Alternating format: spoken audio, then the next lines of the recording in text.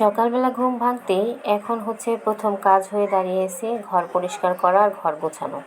এই ঘরের মধ্যে যে কি হয়েছে যে ঘরটাকে প্রথমে না গুছিয়ে কোথাও বের হতে হয় না, মানে বের হতে ইচ্ছাও করে না। তো এই যে ঘুম থেকে উঠে হচ্ছে আমি আমার বিছানাটাকে কোনো রকম একটু গোছাই নিলাম, কারণ আমার যে আন্ডা বাচ্চাগুলো আছে সেগুলো হচ্ছে একটু পরে এসে এর উপর লাফালাফি করে আবার যা তাই বানায় ফেলবে। হ্যালো এভরিওয়ান, আসসালামু আলাইকুম, সবাই কেমন আছেন? তো আবারও বেশ কয়েকদিন পর একটা নতুন ব্লগ নিয়ে আসলাম। তো এই যে সকাল সকাল হচ্ছে বিছানাটা গোছাই নিয়েছি, তারপর এদিকে হচ্ছে রান্নাও বসাই দিলাম।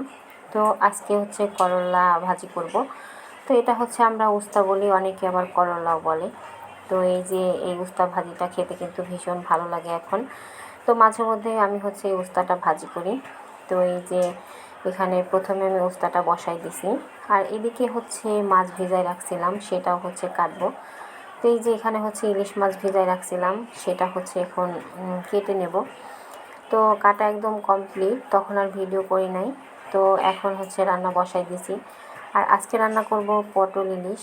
তো পটল দিয়ে ইলিশ মাছ রান্না করলে খেতে কিন্তু ভীষণ মজার হয়। তো আমার বাসায় এই তরকারিটা সবার অনেক পছন্দের একটা খাবার। তো মাঝে মধ্যেই আমাকে রান্না করতে বলে সবাই। তো আজকে স্বচ্ছবাবুর বাবা বলতেছিল হঠাৎ করে যে পটল দিয়ে ইলিশ মাছ রান্না করো। তো আমি ভাবলাম যে এটাই রান্না করে দেই। আর এই মাছটা একদমই ফ্রেশ আর টাটকা ছিল। মাছটা যদিও একটু ছোট সাইজের ছিল, কিন্তু মাছটা খুবই ফ্রেশ ছিল। তো মাছ কাটার পর বোঝা যায় যে মাছটা আসলে কেমন হবে। মাছটা দেখেই অনেক ভালো লাগতেছিল কাটার পর। অনেক মাছ আছে যে ইলিশ মাছ দেখা যায় অনেক সময় নরম হয়ে যায়, তো সেটা কিন্তু রান্না করলে একদমই ভালো লাগে না। তো রান্না করেও কিন্তু শান্তি লাগে না। আর এই তো আমি হচ্ছে পটলটাকে কিছুক্ষণ কষাই নিছি, তারপর হচ্ছে মাছটা দিয়ে দিলাম। আর এই তো এদিকে হচ্ছে মাছ রান্না করতেছিলাম। আর এদিকে স্বচ্ছবাবু আবার ঝাল খেতে পারে না, তো আজকে আবার ইলিশ মাছ খাবে না বলতেছিল, সেজন্য ভাবলাম যে ওকে একটু ডিম রান্না করে দিই। ও হচ্ছে আলু আর ডিমের তরকারি ভীষণ পছন্দ করে, তো সেটাই রান্না করে ফেলেছি। আর এদিকে হচ্ছে এই যে মাছের ঝোলটা দিয়ে দিলাম। আর পটল আর ইলিশ মাছের এই তরকারিটা হচ্ছে পাতলা খেতেই বেশি ভালো লাগে। আর এই তো রান্নাটা একদম কমপ্লিট।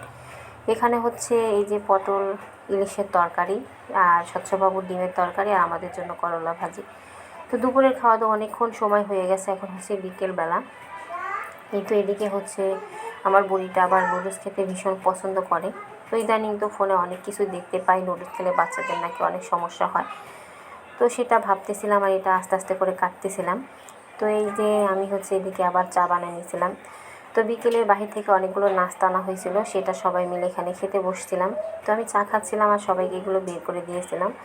আর এই তো এখানে হচ্ছে পুরিও ছিল, এগুলো হচ্ছে কিমা পুরি, তার সঙ্গে ছিল সালাদ। খাওয়া দাওয়া সেরে আমরা একটু বাহিরে বের হয়েছিলাম। আর এই তো এই যে বাহিরে বের হয়ে একটু ঘোরাঘুরি করলাম। তারপর ঘোরাঘুরি শেষে হচ্ছে আর বাহির থেকে ফেরার সময় এদিকে হচ্ছে চটপটি নিয়ে আসছিলাম। তো আজ এ পর্যন্ত, সবাই ভালো থাকবেন, আল্লাহ হাফেজ।